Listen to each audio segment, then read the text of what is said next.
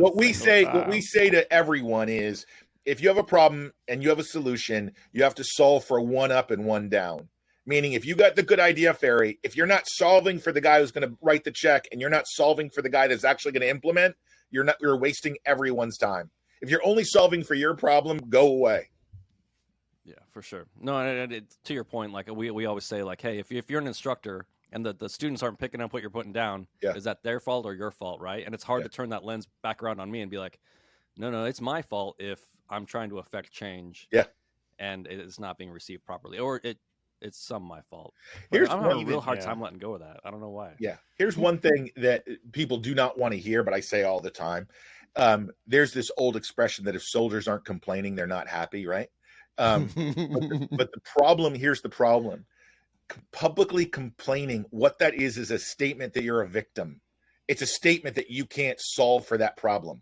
Meaning that if you're a leader, even an NCO leader, and you're whining in public, what you're saying to your subordinates is, I'm a little bit hopeless, helpless.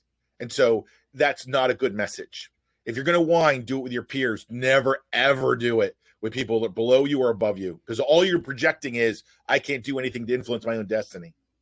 Oh, 100%. It always goes up peers or up. It never goes down. Ever.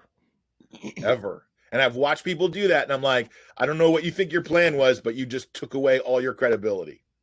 Yeah. And the other side of that, I guess, is if you are, at the top, you're a team sergeant or something like that, you're that senior NCO, and you don't hear the complaining or the gripes from the junior NCOs and the junior enlisted, that means you are no longer, they no longer trust you. It's not because they're happy and everything like that. It's because you are no longer in the trust tree.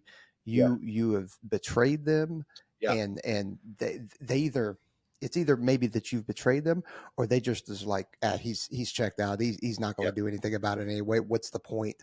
Yeah. Now as an outsider to visiting teams, when I see that happening, it's devastating. Like when I watch a leader, whether it be an NCO or officer, cross that Rubicon where they do something where that's the tribe says, no, you can't do that. That's one of the things you actually can't do. And so now you're written off. It's very hard to get back on the bus.